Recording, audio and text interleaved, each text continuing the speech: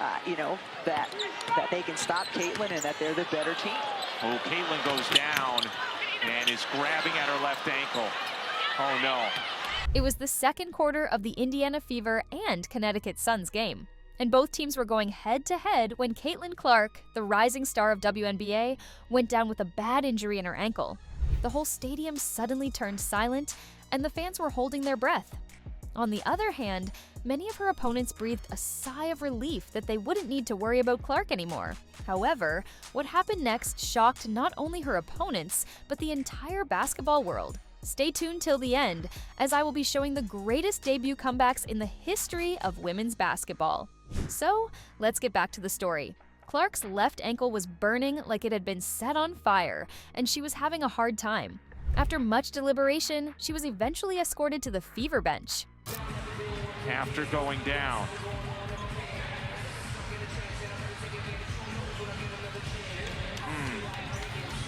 Well, that is the last thing that anybody wants to see. But we all know Caitlyn Clark, and she's the epitome of professionalism.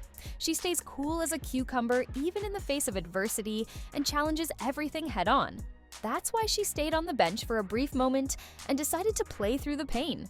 Clark then returned to the court, and during a timeout, she overheard some Connecticut players mocking her. That's right, two of her opponents, Carrington and Tiasha Harris, were secretly mocking her injury and making jokes about her going down. She overheard Carrington and Tiasha Harris mocking her, but instead of reacting, she let her game do the talking, delivering a performance they couldn't ignore.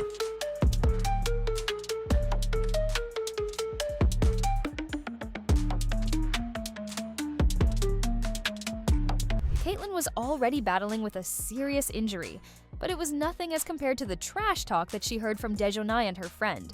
Now, let's get one thing straight. Trash talk is definitely part of a fierce game, but there's a huge difference between competitive banter and mocking someone while they are in pain.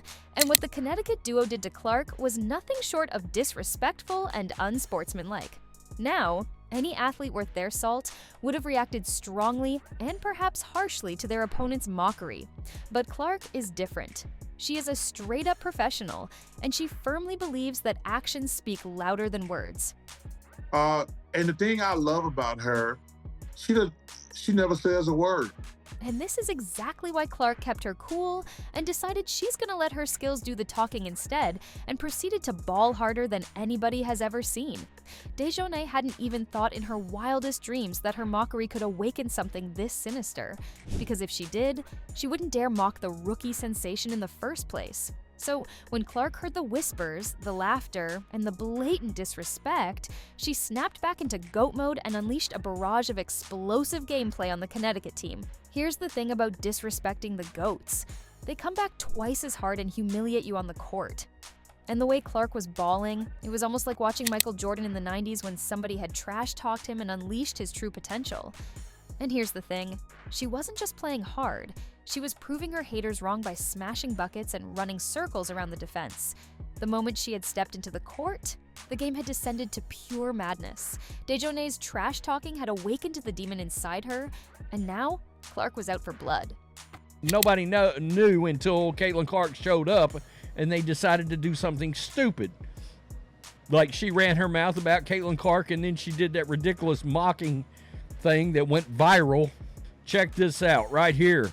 She's quiet in the crowd and then, oh shit, I decided to show my ass and I got made a damn fool of right there. Caitlyn Clark, oh shit. Coming in. I mean, maybe you should do a little. Clark was pulling up from the deep and splashing a three-pointer right in the face of the defenders. Her shots were getting more and more deadly, and the audience, they were lapping it all up like a free buffet and chanting her name from the stands. By the time she was done and the final buzzer sounded, Clark had racked up 20 points, 10 turnovers, and 4 three-point shots, including one from the deep. Clark did drop 20 points and nailed 4 three-pointers, adding herself to a list of Maya Moore and Edna Campbell as the only rookies to do that in their pro debut. But most importantly, she had silenced Dejounai Carrington and her friend Tiasha Harris without uttering a single word in her defense. She didn't talk trash, nope. Nor did she get physical with her opponents. Instead, she let her game do the talking and wiped the smirks off their faces. You got flat burned. Yeah, you got flat burned. Right there, quiet the crowd. And then the oh shit look on her face is priceless. Oh, I'm fixing to get burned. I mean, right there, and then boom. Let's be honest. There's nothing more humiliating than mocking someone and watching her come back armed with more ammunition than the Terminator. And here's the interesting thing. Clark didn't just make the best debut comeback in WNBA's history, but also broke records on the sidelines. That's correct. Clark shattered the WNBA all-time record for turnovers in a debut game previously held by Cynthia Cooper-Dyke, who had 8 in her first WNBA game, and Clark managed to get 10 turnovers. Settle in, I think we saw that. 10 turnovers, the most number for a rookie debut in WNBA history, and that's partly due to the minutes she played and all of that stuff. That's right, people. She got double-digit turnovers in her first ever professional game. For comparison, Michael Jordan had 9 turnovers in his first playoff game, while Magic Johnson had 10 in an NBA Finals game. And here's the thing. If you're handling the ball that much and playing at Clark's speed, turnovers are just part of the package. But there was something else in package as well, punishing the Suns' defense and proving to the world that she's a generational talent. I've got the fever. I can't help it. I can't stop watching. I can't stop talking about the impact Caitlyn Clark is having on game after game after game. She takes over. She maestros.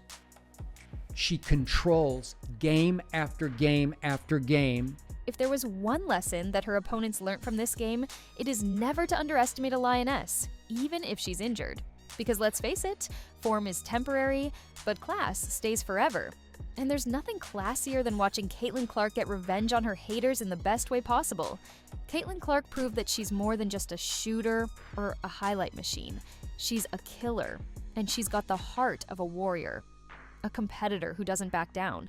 Yeah, Caitlyn Clark came into the WNBA as the most impactful women's basketball player we've seen in a generation. And it took a combination of things, both on and off the court. Off the court, attendance, viewership. On the court, breaking the single season scoring record or the all-time scoring record in college. But now you see her in the WNBA and you can say the exact same thing. Most impactful that we've seen in women's basketball for those same 2 reasons.